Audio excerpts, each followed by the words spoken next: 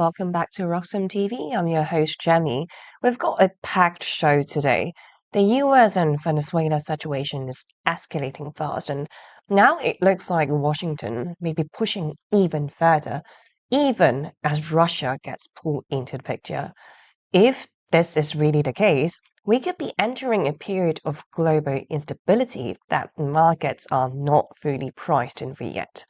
We will break down what this means for geopolitics and energy, take a look at China's AI push and the latest move from riot platforms and the growing debate around taxing billionaires in crypto and tech. And later in the show, we'll be joined by an expert from Hong Kong to shed light on why this moment could be actually creating new opportunities for Hong Kong, even as the world gets more uncertain. So before we dive into the news and geopolitics, let's actually start with the market. So let's take a quick look at Bitcoin's price action and where Bitcoin is trading right now. Honestly, we are doing price analysis every single day on Roxham TV. So not gonna lie, we are still at the second stage of the bear market, entering the third stage. So the reason why I would say this and why I managed to call a bear market early is let's start with the 2-week chart. So today's show is a little bit different. I want to build from a higher time frame before jumping into shorter time frame into daily. So the 2-week chart is just shedding some light because what we're doing right now, I pull out the 50-week moving average. So being the blue line here. And if we zoom closer, okay, first of all, it's a good sign that we managed to close this 2-week candle above the 50-week moving average, the blue line here. However, the bad news is we have been trading around the 50 MA, sorry, I keep saying 50 week for some reason. So 50 MA being the blue line here. And from a TA perspective, the more time we spend around the line, around the support line, the weaker the support it gets. And vice versa. So if we keep testing the same resistance over and over again, and eventually we're going to break out of the resistance, because the more we trade around that same level, the weaker the strength it gets. So this is what I spotted from the support line from the 50 MA on the 2-week chart. And another reason why I managed to call these bear market early in October, of course, like according to the 4-year cycle. And not gonna lie, from the 2-week chart, it did have this divergence on the hour side. So the Bitcoin price was going up. However, the hour side on the 2-week weren't catching up. So we eventually got to a point that Bitcoin got rejected by this resistance. So we broke that resistance. That was on the 13th of October on a 2-week candle. So this is why we're in a bad trend. So let's also hop onto the weekly chart right now. So slowly building from that higher time frame to a lower time frame. So let's pull up the Ichimoku cloud on the weekly, because I personally found the Ichimoku cloud indicator works the best on the weekly time frame instead. So we are right now essentially just trading inside the Ichimoku cloud. We are consolidate a little bit. So I won't be surprised even if we pump all the way as high as 104K. But technically speaking, this is still a bear market, because according to the past cycle, we spent around like 3 months inside this cloud. So what it means, okay, zooming out, starting from November 2021, it was still a bear trend, but of course we didn't get down from 69K all the way to 15.5K in I would say just a few weeks time. So what I mean is that we're just like chopping around. So even in a bear trend, we'll have pumps like this. We have relief rally like this. So this is exactly what I'm seeing, and the pattern is looking awfully similar, even carrying on all the way till 2026. So in other words, I won't be surprised if we close with a slight positive number for January. Of course, today is just 8th of January, so still the beginning of the year. But let's see how it plays out. Because what we know, spotting from the pattern, is that Bitcoin since October, November, December, we got a negative return. So it was like red months, 3 consecutive red months. And this is one of the reasons why people think the 4-year cycle is no longer intact. However, if we actually zoom out till like all the Bitcoin history. So if we happen to just draw the regression line, what we notice is that, okay, we are still following the general trend for Bitcoin. Bitcoin's just like doing what it has been doing for the 17 years of existence. So what I learned in this cycle, yes, maybe it's not following exactly as we expected, but what I also learned is that history doesn't repeat, but it often rhymes, because we have the diminishing returns, so focus on the top line that I just drew here. But at the same time, the drawback is diminishing as well. So that is the good thing or bad thing, because we don't get crazy return like we hoped for, but at the same time, we don't get like crazy losses like the beginning of Bitcoin's period. So quite very quickly, let's also do the daily chart analysis as well. So as for the daily, the Bitcoin still building up this like support. We haven't broken out of this support, and we have been building up this support trend line since 21st of November. Let's see if we manage to hold above that, because like despite having this drawback at the end of the day, if we look at the percentage wise, so we pumped all the way to 94k and then we got rejected. Like as I mentioned when I was doing price analysis in the show, 94k is a key critical level I'm watching, because like whenever we get close, and if zooming out, that happened to be a prior top even back in March, and also the prior support level. So prior support prior support here in April 2025, it becomes feature resistant. That's why 94, nice little rally that we experienced, especially after the news like market happened to like that very much. So ever since that, we have a nice little relief rally, but what I mentioned is that 94k is still a key resistance that we should bear in mind. So that is the reference we have to look at. But anyways, from the daily chart, I'm seeing this nice little support upward trend. So upward trend line for Bitcoin. Let's see if we manage to break above 94k. So as I mentioned, let's pull up the Bitcoin monthly returns again. Since we have 3 consecutive negative returns for Bitcoin, and according to the weekly chart on the Ichimoku cloud, like if history repeats or maybe rhyme again, then in the coming weeks, like we might rally a little bit. It might carry out till February.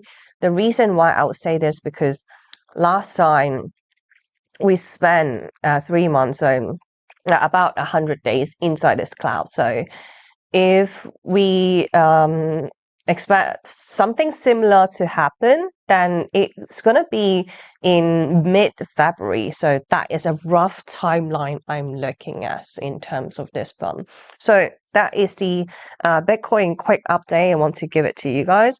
Let's quickly hop onto the geopolitics news, because there's a major escalation at sea. This is a serious escalation, and it's happening quietly, far from headlines for some reason. Over the past 24 hours, the United States has seized 2 oil tankers linked to Venezuela. One of them was flying a Russian flag. The other one was loaded with nearly 2 million barrels of oil bound for China. This is not just about oil. This is about sanctions, power, and how far the United States is willing to go after capturing Venezuela's president just days ago. So let's walk through what happened. So let's talk about the first tanker. Here's the news and a video of the oil tanker flying Russian flag. So yesterday, U.S. forces boarded and seized a Russian flag oil tanker in international waters near Iceland. This ship had been on the run for weeks. Originally named Bella 1, however, it changed its name and switched flags and turned off its tracking systems, all to avoid U.S. sanctions enforcement. U.S. Coast Guard and military teams boarded the vessel by helicopter. Nearby Russian naval assets, including a submarine and a warship, were present, but there was no direct confrontation. This is believed to be the first U.S. seizure of a Russian flag commercial ship in recent history. So, how Russia framed the whole thing, of course, Russia is not happy. Like, Russia immediately condemned the action, and Russian officials, what they claim is the seizure violates international maritime law. The crew must be released, and the ship was operating legally under a temporary Russian flag. And how Russia labeled this action is actually, they call it piracy. But here's what's interesting. Kremlin's response has been muted, so no major escalation and no military retaliation for the moment being. Likely because Russia is still engaged in delicate talks with the US over Ukraine. So the silence actually speaks volumes, I would say. And the second tanker I mentioned in the beginning of the show. So just hours earlier, the US seized a second vessel in the Caribbean. The ship was carrying 1.5 to 2 million barrels of Venezuelan crude oil, sailing toward China and operating with its transponder turned off, broadcasting a fake location near West Africa. US officials described the vessel as stateless, making it eligible for seizure.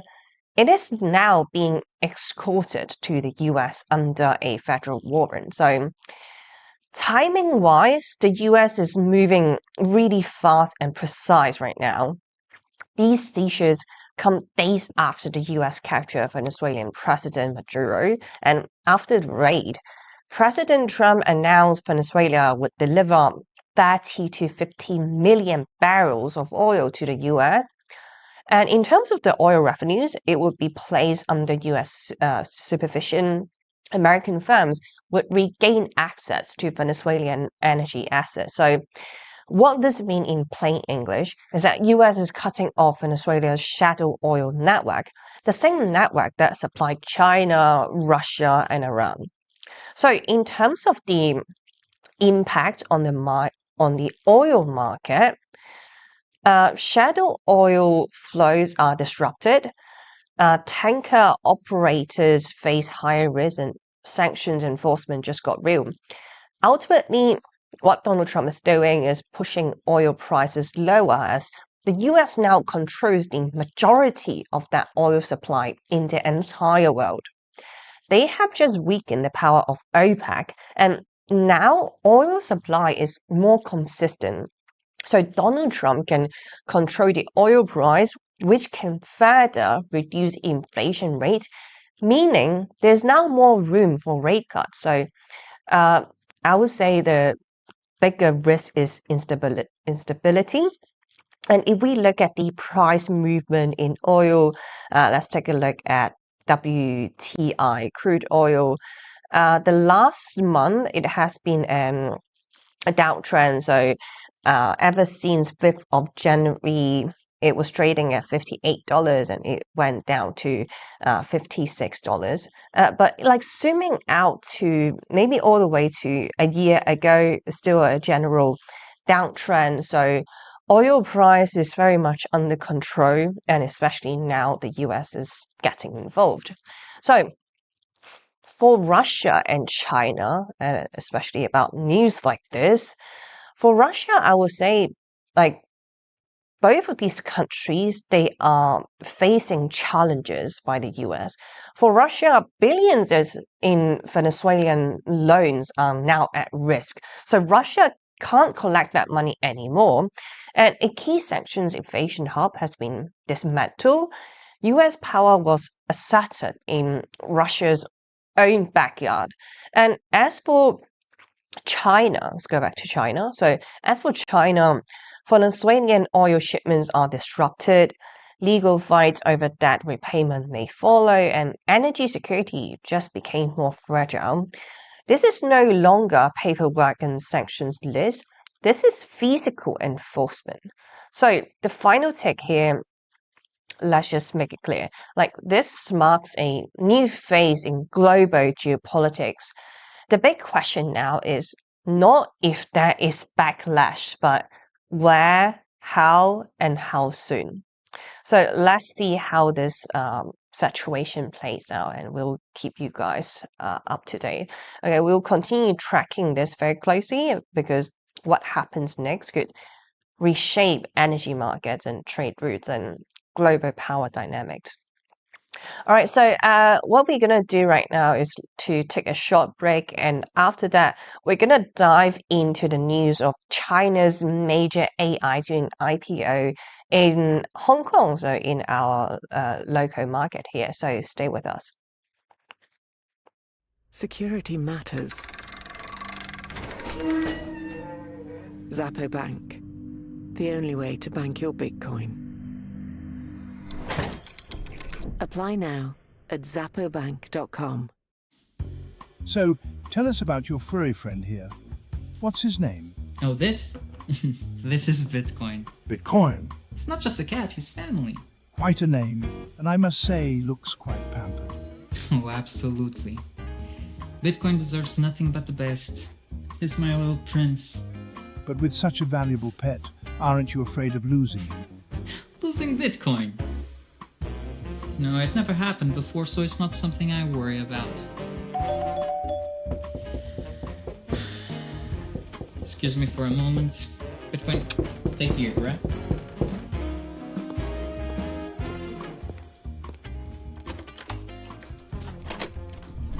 Bitcoin, no!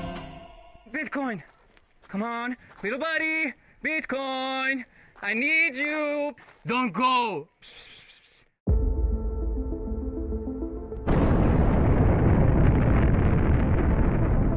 In a world far away. Nah, just kidding. This story begins in this world. It all started in 1460 in Antwerp, when the first commodities exchange was created, but the real transformation came in 1602, when the Amsterdam Stock Exchange was founded. Considered the oldest in the world, it was the first to trade financial assets. Over the years, Britain expanded its colonial and maritime influence, and the British pound sterling overtook the Dutch guilder in the market. Thus, the London Stock Exchange became the financial centre of the world. The 20th century came, and the world got into some trouble. But shortly after World War II, the Bretton Woods Agreement established the dollar as the world's primary reserve currency, and the centre of the planet moved to Wall Street. Today, we're travelling at the speed of light towards a new age, an era shaped by the consolidation of Bitcoin as the currency that will define the future of the markets. We present Roxum, a new Bitcoin-denominated market that allows trading all sorts of securities, commodities, derivatives, options, and anything you can imagine. Roxum, rock-solid markets. Some call me Chicken Little, others Bubble Boy.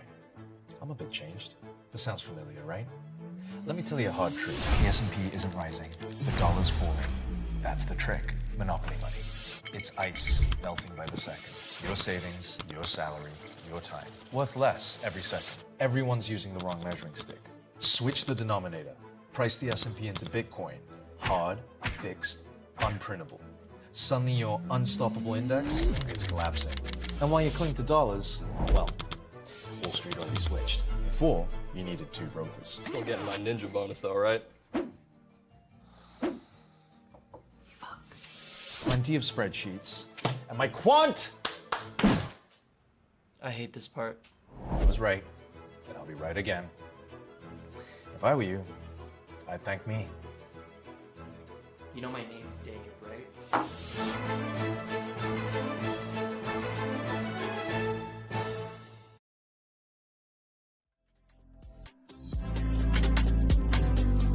Guys, welcome back to Roxim TV and thanks for sticking around. As I mentioned before we hit on that short break, we're now going to take a look at the AI history because Zhipu AI makes history in Hong Kong, and this is a big moment in a global AI race. It's not coming from Silicon Valley. For the first time ever, a large language model, so LLM company, has gone public. And it's not OpenAI, it's not Anthropic, it's Zhipu AI, a Beijing-born startup that just debuted on the Hong Kong Stock Exchange. This IPO is being closely watched, not just a stock story, but as a signal of where the AI power balance is heading to. So let's break it down what happened. So today, on 8th of January, Zhipu AI officially began trading in Hong Kong. The company raised about 558 million US dollars, selling roughly 37 million shares. Shares opened slightly higher, up about 3%, but trading was volatile, with prices briefly dipping below the IPO level during the first hour. This tells us one thing clearly. There's huge interest, but also real debate over valuation. Still, demand was massive. Retail investors oversubscribed the deal by more than 1,100 times. This is not normal. That's hype and belief colliding, I'll say. So for those of you who don't know Zhipu, so here's the context. Who exactly is the company? So Zhipu AI was founded back in 2019, spun off from Tsinghua University, often called China's MIT. It was built by professors and researchers focused on large language models, the same core technology behind ChatGPT. Zhipu positions itself as China's answer to OpenAI, so its flagship models power chatbots, of course, that is like the standard for today's LLMs. It also power enterprise AI tools, content generation, multi-module AI that works with text or images or video. And unlike many Western peers, Zhipu has leaned into open source models, building a developer ecosystem around them. So why people are paying such a close attention to this IPO? Because, well, to answer that question, we have to hop onto the second graph. I mean, it looks really confusing, but bear with us. So Zhipu's the core product is the GLM model series, with the latest version, GLM4, released late last year. In benchmark test, GLM4, they managed to compete with top Western models in reasoning and coding, and GLM4 managed to handle long context better than earlier Chinese models, and it runs efficiently on domestic Chinese chips, not NVIDIA's top GPUs. That last point matters a lot because US export controls are forcing Chinese AI firms to build without cutting-edge American hardware. Zhipu is proving that China can still move fast even with restrictions. So, when it comes to the business reality, now let's talk about the numbers because this is where investors start to split. In 2024, Zhipu reported about $45 million in revenue. That's real revenue, but it's small compared to a valuation of roughly $6.5 billion, massive computing costs, and intense competition inside China. The company serves thousands of enterprise clients, but profitability is still a long way off. This is a growth bet, not so much as a cash flow story. So, going back to the IPO, what's very interesting is that they chose Hong Kong to do the IPO instead of the US. So, why did they pull such move? Because listing in the US would mean heavy regulatory scrutiny, political risk, and potential restrictions on sensitive AI disclosures. While what Hong Kong offers is access to global capital, alignment with Chinese regulators, and faster approval and strong appetite for AI listing. And timing does matters a lot. Hong Kong just had its busiest IPO period in years, driven largely by tech and AI, and this was the moment. However, as for investing in the company, there are always bull case and bear case. So let's take a look at both sides of the argument. So what the bulls are saying is that this is the first pure play LM stock in the entire world, and China's AI sector is catching up fast to the West. And as for Zhipu, Zhipu could become the core AI platform for Asia, and the oversubscription shows massive demand. So that is some compelling evidence from the boom. Let's take a look at the bear, what the bears are saying. So the bearish view says the revenue are still quite small, relatively speaking, and not to mention the burn rates are high. Competition within China, for example, are the tech giants like Alibaba, like Tencent.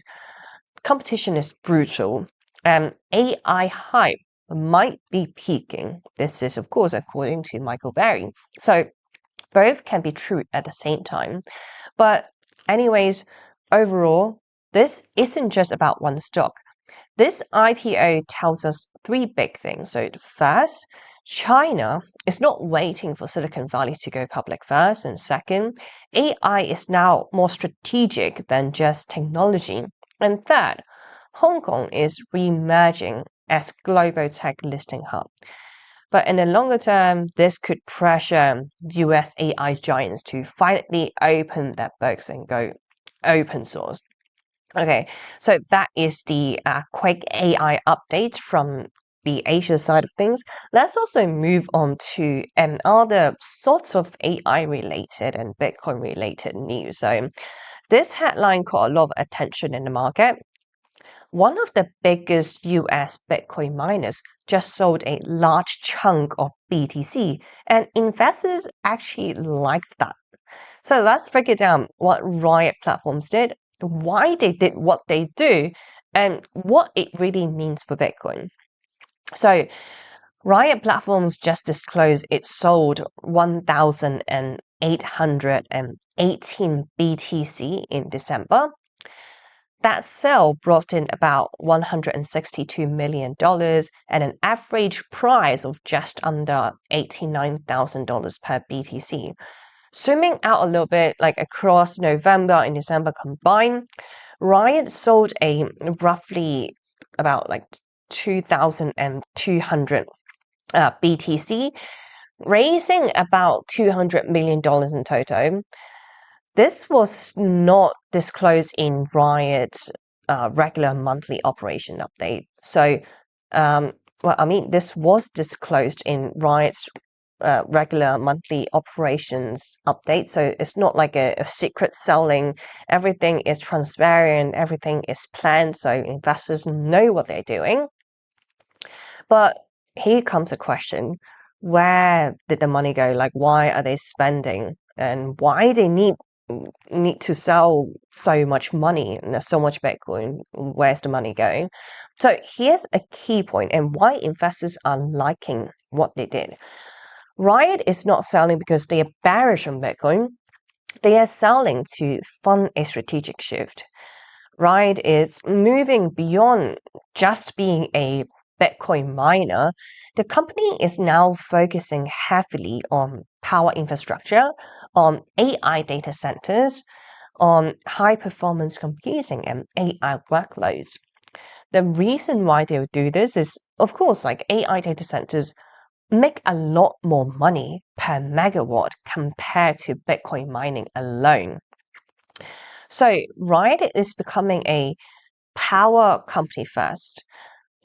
Riot controls about 1 gigawatt of power capacity, mostly in Texas. That power can be used for Bitcoin mining or leased to AI and cloud computing clients. AI workloads can generate 5 to 10 times more revenue per megawatt compared to Bitcoin mining. So that's why Riot and other miners, they are pivoting. This is actually not unique to Riot. We are seeing the same movement from Core Scientific, from other companies like Iris Energy and CleanSpark.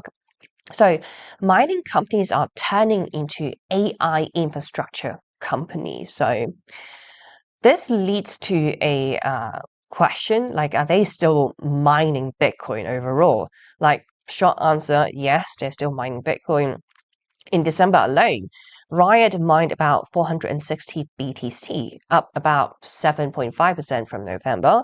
As of the end of December, Riot still hold over 11,000 BTC on the balance sheet, and the company plans to increase hash rate from 31 EH per second to 41 EH per second and continue mining as a core business. So no, Riot is not existing the Bitcoin mining Bitcoin mining play. They're just diversing. So the market reacted really well after the announcement. Riot actually, the stock, Riot stock jumped about 14% because investors see this as a smarter capital management and less dependence on Bitcoin price swings. So Wall Street actually liked the pivot quite a lot. But this raised a question. Is Bitcoin mining still a good business after all? Or will we see less miners in the Bitcoin network? So, in short, Bitcoin mining can still be profitable, but only for the best operators. Mining still works if power costs are extremely low and if hardware is efficient and the scale is large. So small miners are struggling. Big miners with cheap power and access to capital like Riot are surviving by evolving, and that evolution now includes AI.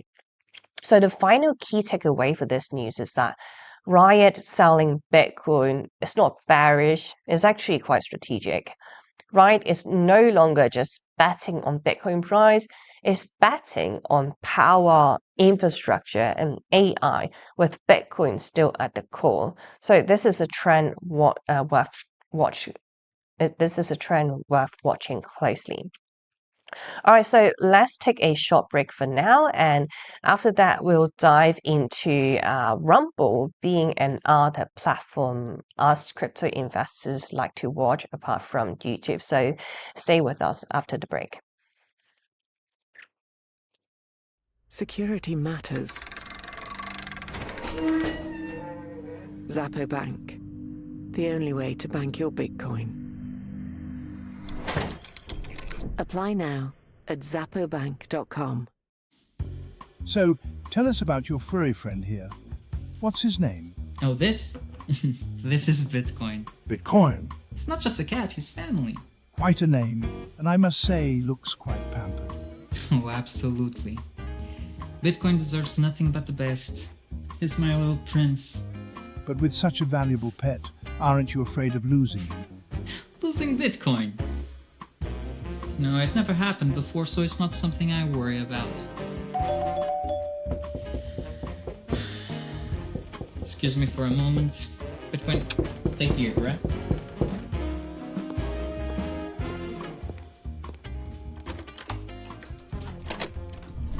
Bitcoin, no! Bitcoin, come on, little buddy, Bitcoin, I need you. Don't go.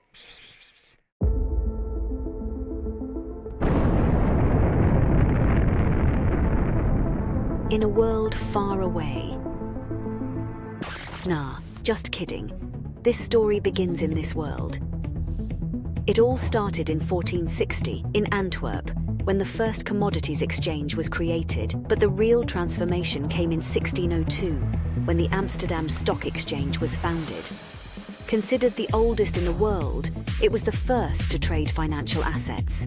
Over the years, Britain expanded its colonial and maritime influence, and the British pound sterling overtook the Dutch guilder in the market. Thus, the London Stock Exchange became the financial centre of the world. The 20th century came, and the world got into some trouble.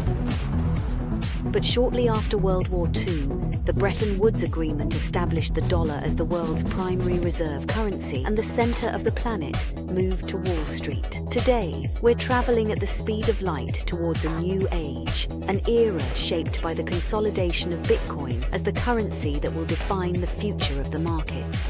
We present Roxum, a new Bitcoin-denominated market that allows trading all sorts of securities, commodities, derivatives, options, and anything you can imagine. Roxum, rock-solid markets. Some call me Chicken Little, others Bubble Boy. I'm a bit changed, but sounds familiar, right? Let me tell you a hard truth. The S&P isn't rising, the dollar's falling. That's the trick. Monopoly money. It's ice melting by the second. Your savings, your salary, your time. Worth less every second. Everyone's using the wrong measuring stick. Switch the denominator. Price the S&P into Bitcoin. Hard, fixed, unprintable. Suddenly your unstoppable index, it's collapsing. And while you cling to dollars, well, Wall Street already switched. Before, you needed 2 brokers. Still getting my ninja bonus though, right? Plenty of spreadsheets. And my quant! I hate this part. I was right, and I'll be right again. If I were you, I'd thank me. You know my name's Dave, right?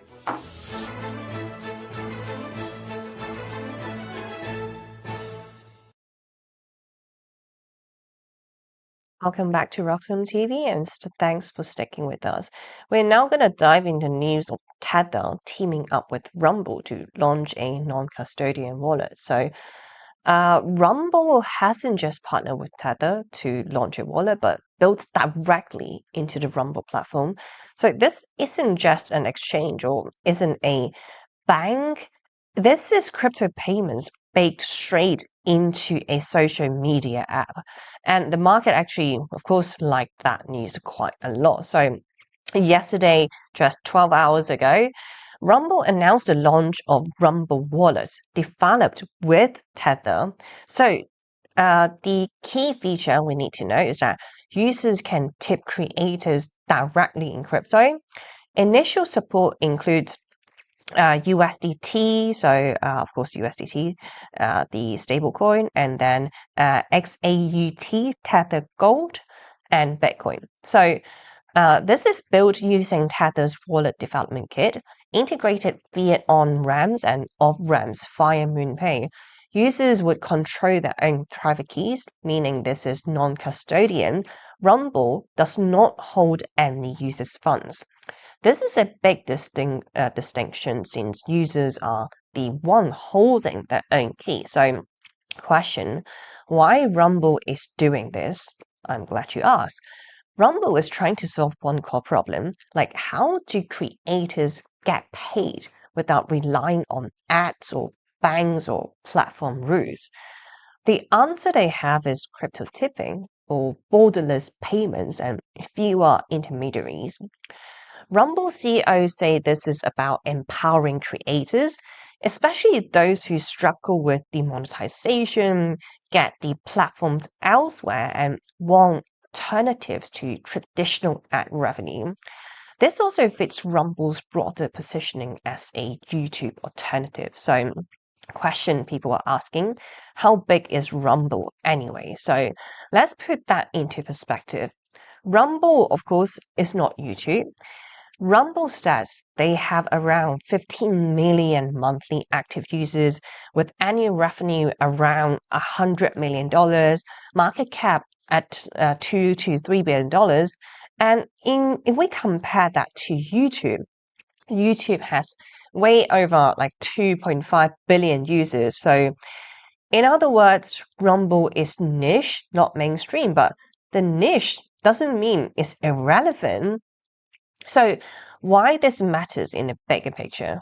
This tells us a few things. Crypto is quietly integrating into social platforms.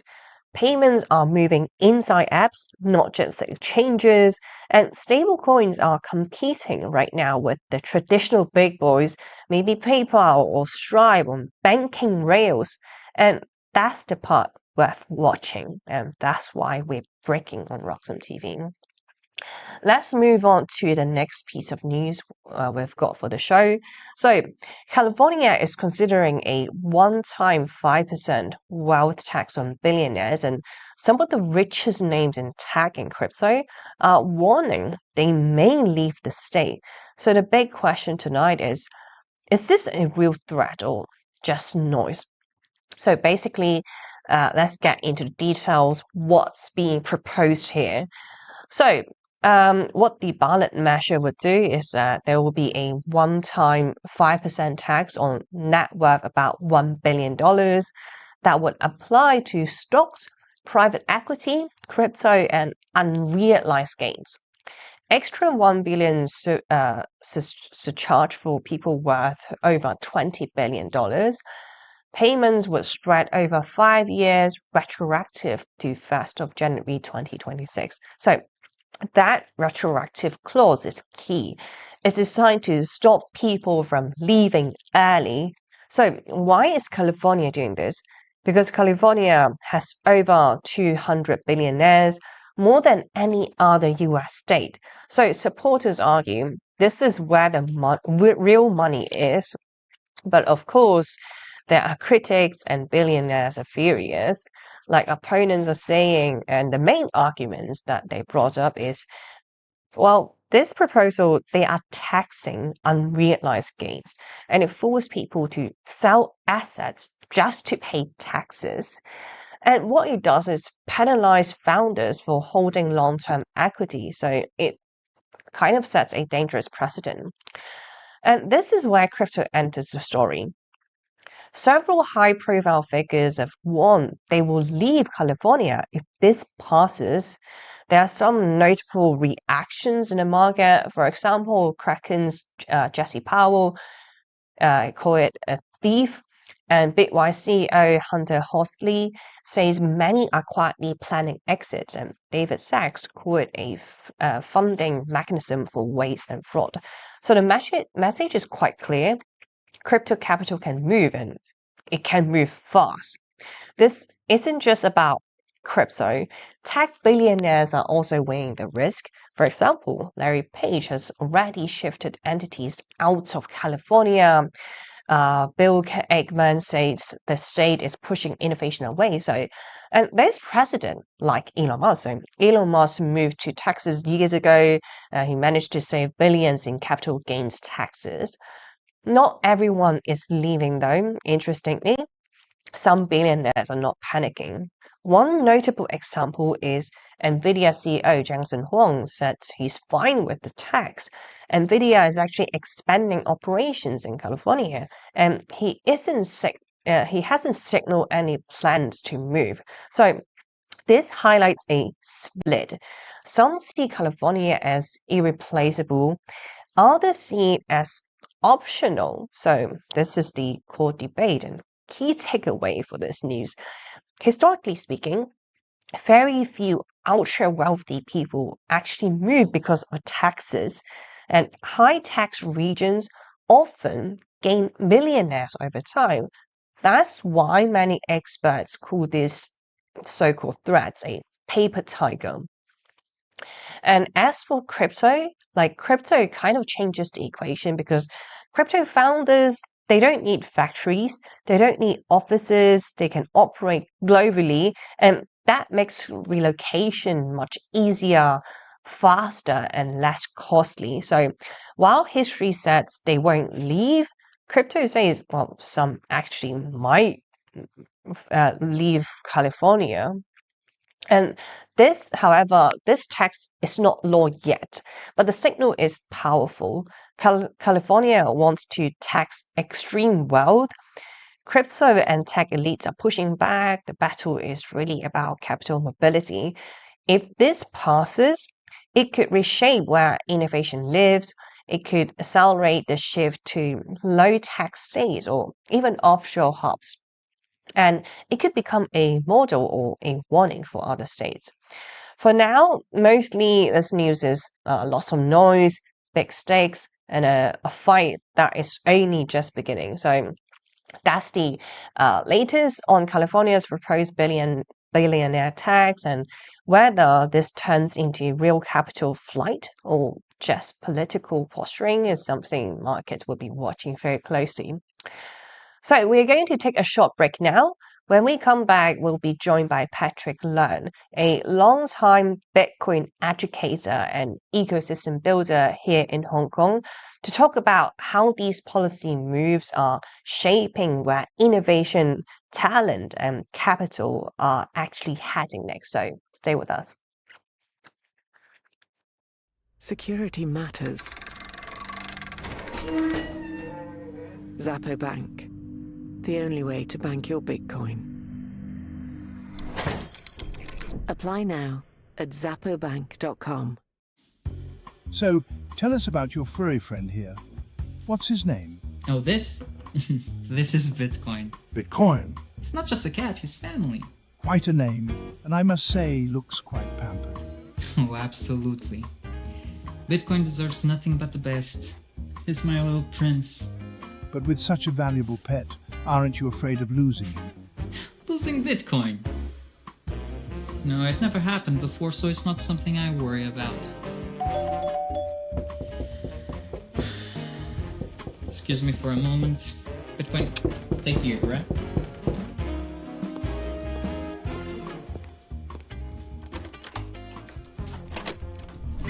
Bitcoin, no! Bitcoin, come on, little buddy, Bitcoin, I need you. Don't go.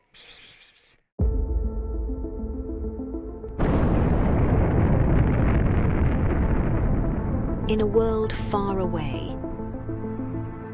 Nah, just kidding. This story begins in this world.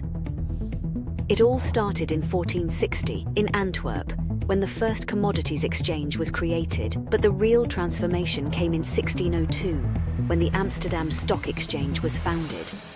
Considered the oldest in the world, it was the first to trade financial assets.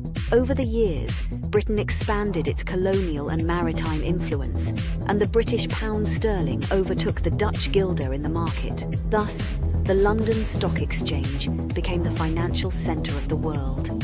The 20th century came, and the world got into some trouble. But shortly after World War II, the Bretton Woods Agreement established the dollar as the world's primary reserve currency, and the centre of the planet moved to Wall Street. Today, we're travelling at the speed of light towards a new age, an era shaped by the consolidation of Bitcoin as the currency that will define the future of the markets. We present Roxum, a new Bitcoin-denominated market that allows trading all sorts of securities, commodities, derivatives, options, and anything you can imagine. Roxum, rock-solid markets. Some call me Chicken Little, others Bubble Boy. I'm a bit changed, but sounds familiar, right? Let me tell you a hard truth. The S&P isn't rising, the dollar's falling. That's the trick. Monopoly money. It's ice melting by the second. Your savings, your salary, your time. Worth less every second. Everyone's using the wrong measuring stick. Switch the denominator. Price the S&P into Bitcoin. Hard, fixed, unprintable. Suddenly your unstoppable index, it's collapsing. And while you cling to dollars, well, we'll Street already switched. Before, you needed 2 brokers. Still getting my ninja bonus though, right? Plenty of spreadsheets. And my quant! I hate this part. I was right, and I'll be right again. If I were you, I'd thank me. You know my name's Dave, right?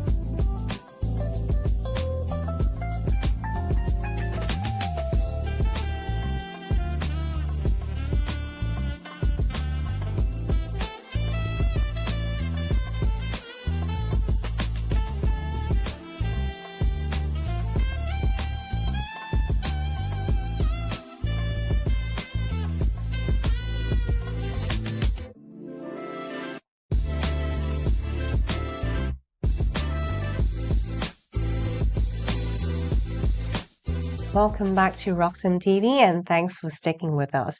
Today I'm joined by a special guest, Patrick Leung, who is a Bitcoin educator here in Hong Kong, also a Bitcoin community builder here in Hong Kong. So Patrick, welcome to the show. Thanks for having me. So thanks for being here. Since this is your first time, why don't we start with a little bit of background about yourself? Because I noticed you moved from digital marketing into startup consulting. So how does that journey working out for you? Right. Thank you so much. So a little bit of introduction about myself. My name is Patrick. So I really focus after my graduation. I focus in digital marketing. So helping normal brands, enterprises to do their marketing. And then I love the idea of entrepreneurship. So I start my own game, create my own digital marketing company. And then I continue serving my clients. And then, after 4 years, and some startups found me. They said they don't have enough budget to hire a big professional digital marketing agency. So can I help them? So as an entrepreneur, and also I want to make good friend with those people and learn from them. So I help them, like sweat share, or really charge them a very low price. And I really engage with those founders, and I found them very inspirational, and what they are doing was great. So I'm starting really into that startup community, and also the ecosystem in Hong Kong, connecting with different startups, and also the stakeholders, also the governments, etc., etc. So my journey shifting from pure digital marketing executor into the startup ecosystem builder, and then make good friends as I enjoy a lot of events, drinkings and networking. So I really into that, and then keep on doing it as of today.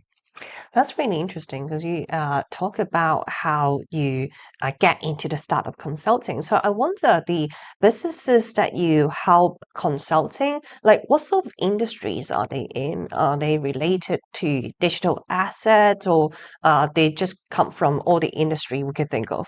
Right. First of all, come from all industry, right? So we have biotech in Hong Kong, we have fintech, etc., etc. Marketing technology also, right? Or food tech. So we have a lot of tech I help. But as the time goes by, the only 10% of them survive. To be precise, not because of my marketing skill, all right, but I mean, naturally they go away. So the fintech, especially fintech, stay here because Hong Kong really a financial hub, right? International financial hub. So they really can provide some, groundbreaking solution for the financial institute, and also providing new solution for them. So that's why I engage more, and the number of fintech is growing stronger. The number is higher, and also from the overseas companies, fintechs come to Hong Kong. So I engage with them, and among those, fintech, We have like payments, we have different types of solution, or even like investing tools, or even for the angel investors to co-invest on something, the platforms. So I found out the crypto companies, especially like 5 years or 6 years ago, like they're growing very strong, really strong, and they have crazy amounts of money, hot money, flowing into that area. So I believe this area is very interesting, and I deep dive into that. Yeah, I noticed when I talk to a lot of builders, how they come across Bitcoin or crypto is mostly because of the payment side of things. So I wonder, like, since you have been building around, first of all, like, when exactly did you get into Bitcoin or crypto? Right. I think I have to confess, it's like around 2016. So because during that peak of ICO period, I think. So many projects from Europe or outside, come to Hong Kong or for their Asia tour.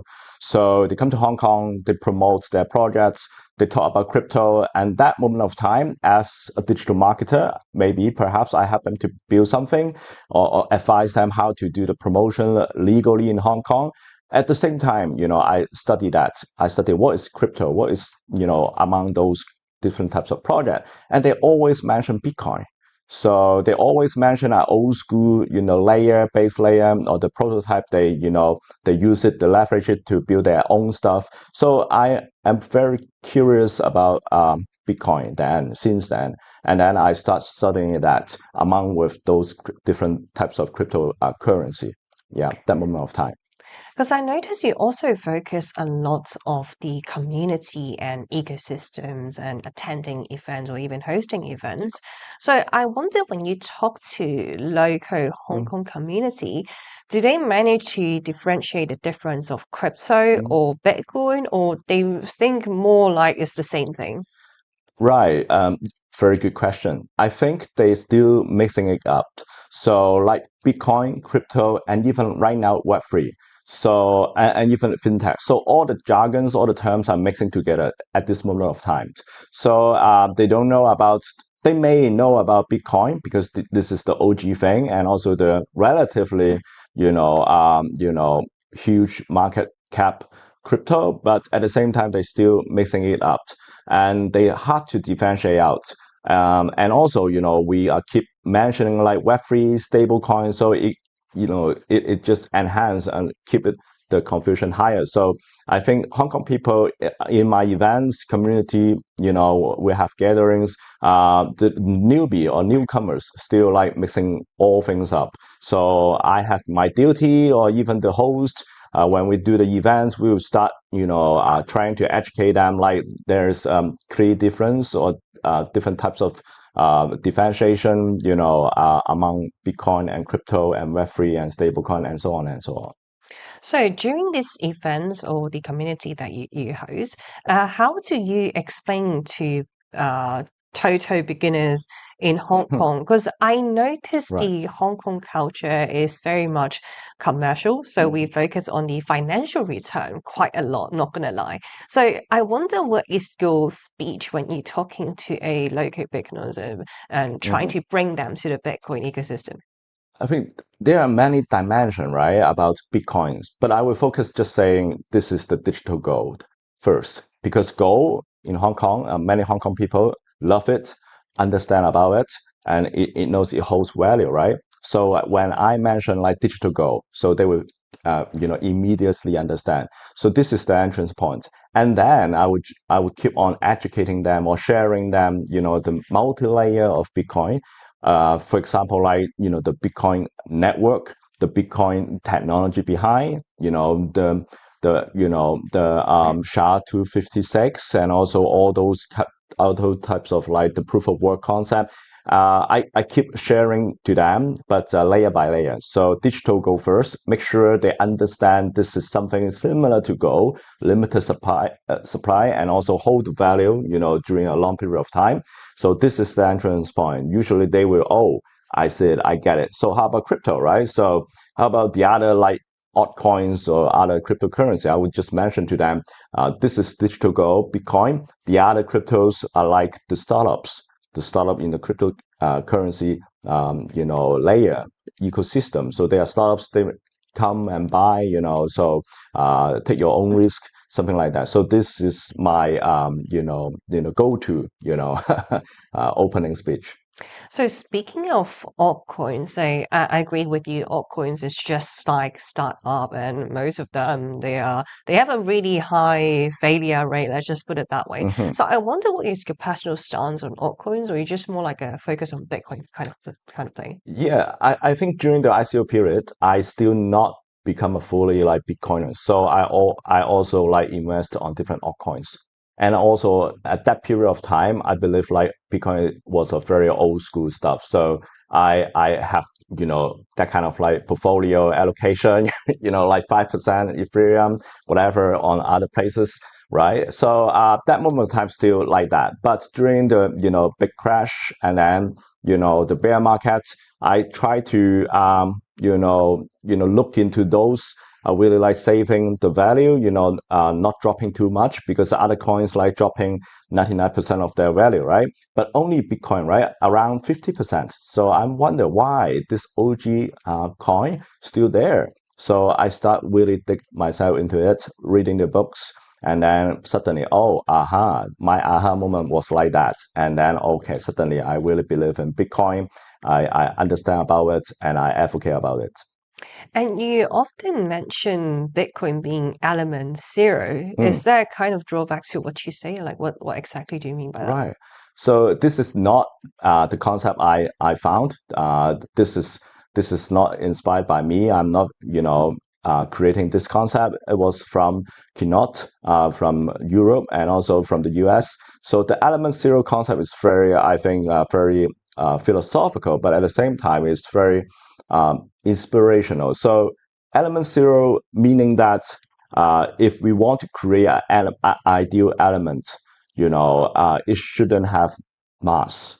So, but how can you prove that element exists by the electrons? So I think Bitcoin is something like that. It's totally above the internet in the cloud, but at the same time, it doesn't have mass, but it process and it exists because of the proof of work of the electricity.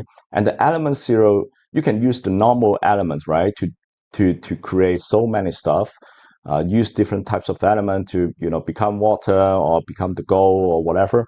So element zero, perhaps you can use it to become your financial or the world financial building blocks. So I can put it that way.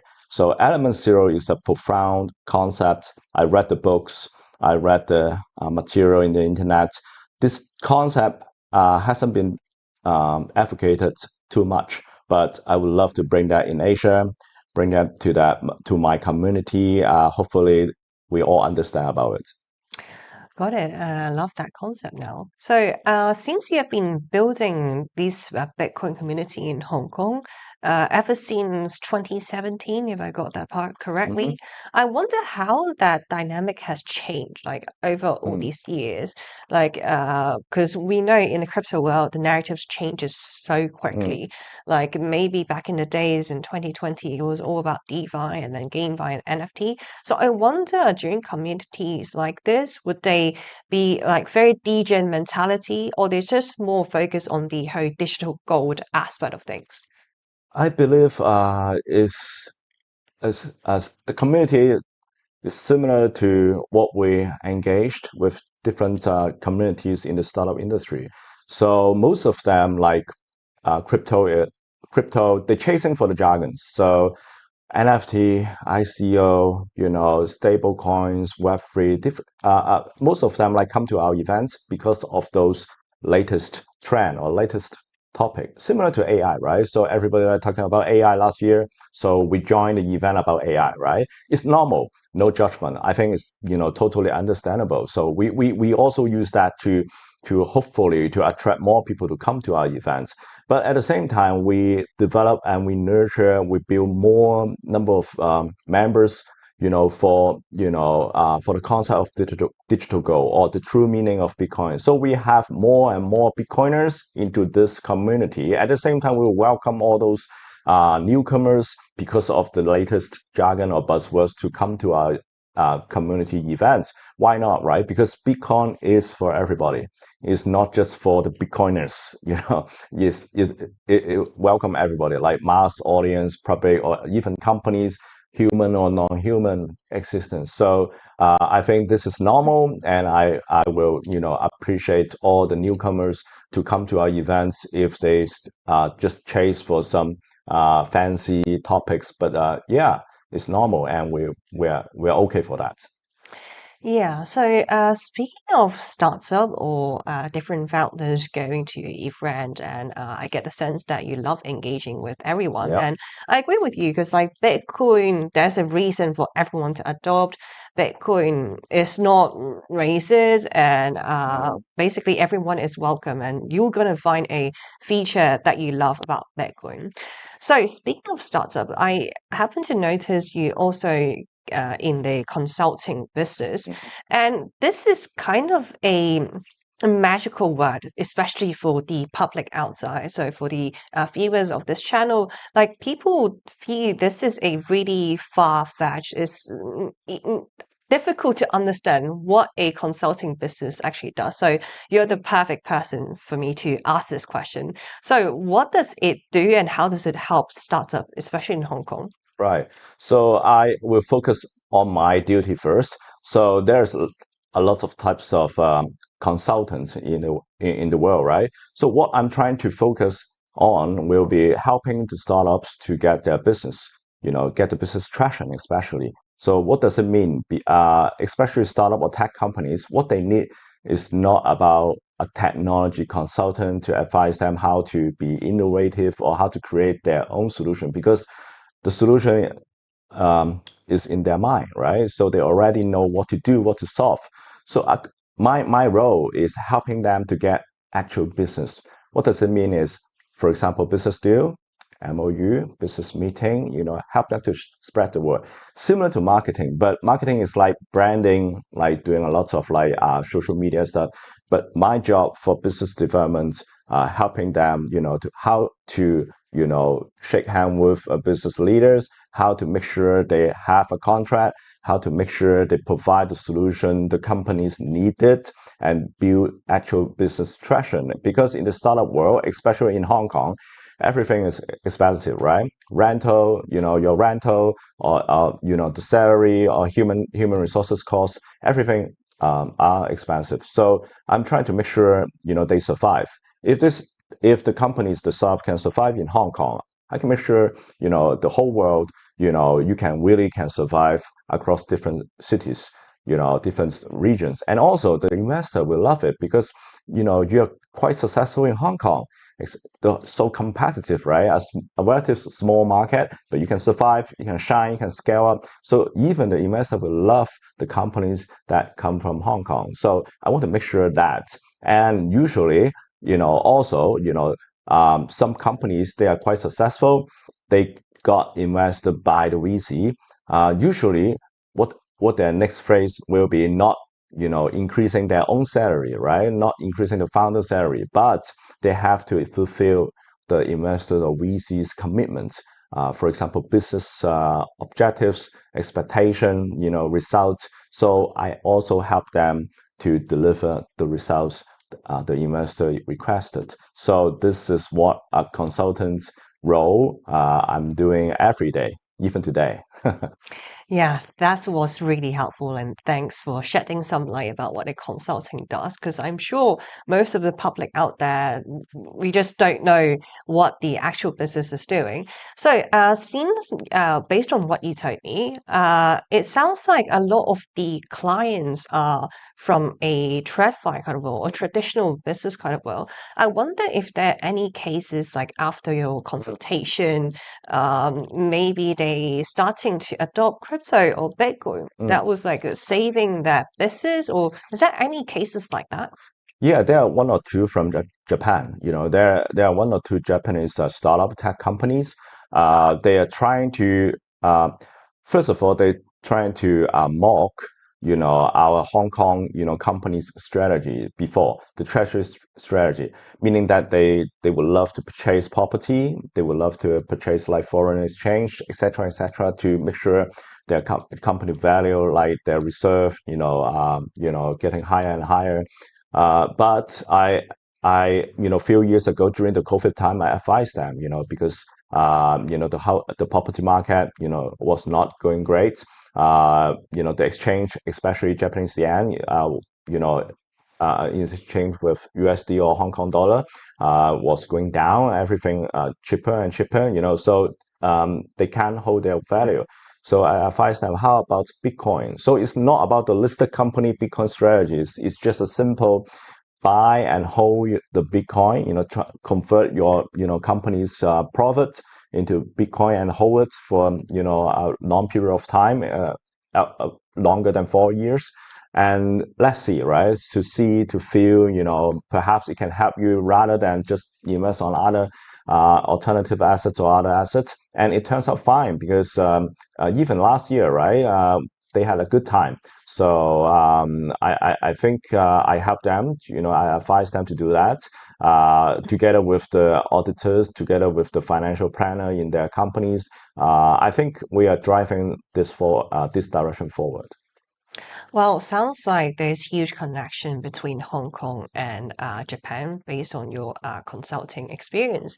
So I wonder, since you talk to multiple different businesses, what is the general sentiment, especially compared to Hong Kong businessmen and Japanese businessmen? Like, are Japanese people more acceptable when it comes to innovative stuff like Bitcoin? What's the sentiment you're getting? Um, if we are talking about the startups and innovation sector in Japan, yes, they're open-minded, similar to Hong Kong. They are also, reading a lot of materials from the States, from outside, and then bring to their own, kingdom, and also their companies. So, they are really like energetic, and also they would love to try new things. And especially in the region in Tokyo, in the region in Fukuoka, this is the area, the city for innovation, especially for young entrepreneurs in Japan. So and at the same time, they are feeling, the value of their Japanese currency losing their value over time, compared with like USD. So they are more, how can I say, they felt the pain, especially when they travel to Hong Kong, when they travel to other areas, they found, for example, Hong Kong food was expensive, etc., etc. So they are more welcome. They would love to try the cryptocurrency thing or buy Bitcoin. But of course, compared with Japan, Hong Kong, we have a very good advantage because we have low tax rates. So, because Japanese, they have a relatively high tax rate. So when they embrace crypto, they need to calculate a bit. They need to understand that. They need to understand the tax law. So in Hong Kong, Hong Kong people, companies, regardless of Hong Kong citizens, when we acquire alternative assets or virtual assets, it is very easy, right? Relatively straightforward. So these are the difference. I always be in the bridge to communicate both sides and bring different perspectives to different sides. Yeah, you brought up a great point, like about Japan. Japanese people might feel the urge of maybe investing into other portfolio out there, so other assets out there. For example, Bitcoin, because the Japanese yen currency is losing its value against USD. Well, Hong Kong might not have this issue, and Hong Kong has the low tax benefit. So, for Hong Kong people, what is the urge for them to, again, maybe it is the time to really get into Bitcoin? Because from what you told me, Japanese people have the strong urge, but like Hong Kong, is it like not so much? Like, what is the incentive for Hong Kong business to get in? Right. Yeah, I think for Hong Kong people, I will use another perspective is that for Hong Kong people, many of us like learn how to invest, right? Every day, the most popular YouTubers in Hong Kong are like the financial YouTubers, right? They teach us how to invest, being a good investor, etc., etc. I think it's very, make people frustrated because we already have enough to bother every day, right? Every day we work, we learn, we trying to keep ourselves healthy, so we don't have spare time to learn how to invest. But then if you really invest in Bitcoin, not financial advice, but if you really like study Bitcoin and understand Bitcoin, perhaps it is the laziest thing to do if you want to hold your value, hold your generation wealth into that. Is the laziest way. So you don't have to study too much, and you don't have to actively manage that asset. You don't have to yearly reviewing and changing the strategy in the platform and then giving out all the service fee. So I will use this perspective to talk to my friends and my colleague that perhaps this is the best thing, the laziest thing you can do to preserve your health, and also to pass along to your next generation, something like that. So this is, I think, the most compelling sentences and also direction messages to my colleague and friends. Amazing. I love that. So Bitcoin is really just like digital gold, and it kind of kills out the craziness we see in altcoin and all the volatility we see in altcoins. So last piece of advice, if someone is getting into Bitcoin right now as a beginner, is there anything you could tell them, just make them prepare for the path that they are about to encounter? Or maybe just like looking back and maybe when you started out in Bitcoin, is there anything or any advice you wish you knew before you get in? Yeah, I think books, I think are very important. Read books. There are lots of, very quality books. So, of course, Hong Kong people or even younger generation may not read book, maybe too boring. But I think it is very important to understand Bitcoin. It's not about belief. Many people will say, "Oh, you believe in Bitcoin, right? You put your faith into that, because you trust Bitcoin, so you invest in it." I think the main point is you do not trust it. You do not trust Bitcoin. You trust math. You trust energy. It is honestly expressed itself. So I think what we can do is, I will tell people to study Bitcoin first before they invest. If they don't understand about Bitcoin, don't invest. You can invest on many other, easier to understand assets. But understand Bitcoin is very important because it can help you to go through different, periods of time, the bull market, bear market, ups and downs. If you know what you are doing, if you know what you are holding, it will always be the best, and help you to, go through all the turbulence, different, for example, last year, right, we have the highest, Bitcoin price, during October. Perhaps I'm right? October, right? But then suddenly we face some downturns. So if you don't understand about Bitcoin, you will fear. You will, sell it, or you invest on other places, and then you will frustrate it.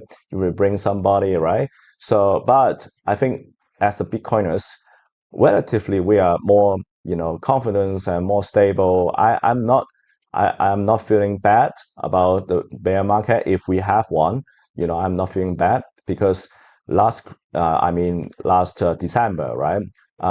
It is actually a Santa Claus gift. It's a discount, right, for Bitcoiners to acquire a bit more Bitcoins. So different perspectives, right? So price is not the key element, but how you understand one thing is important. And then if they really believe on this, or I can say, if they really buy this idea of Bitcoin and also their system, then they can invest with their long-term money. Amazing. I'm with you, Patrick. So only invest into certain assets when you understand one. Yeah. So thank you so much, Patrick, for being with us. If our viewers want to get to know more about your perspectives, or basically where's the want to attend one of your events in the community, where's the best way to reach out to you? I think you can easily reach me via X, at LearnPat, LUNGPAT, LearnPat. So you can follow my Twitter, X, and then I will post different types of events coming up in 2026. Amazing. I can't wait to attend one of the events. So thank you, Patrick, Thank for you. being with us today. So we have more shows lined up on Roxham TV, and what we're going to do is to take a short break, and do stay with us. Security matters. Zappo Bank. The only way to bank your Bitcoin.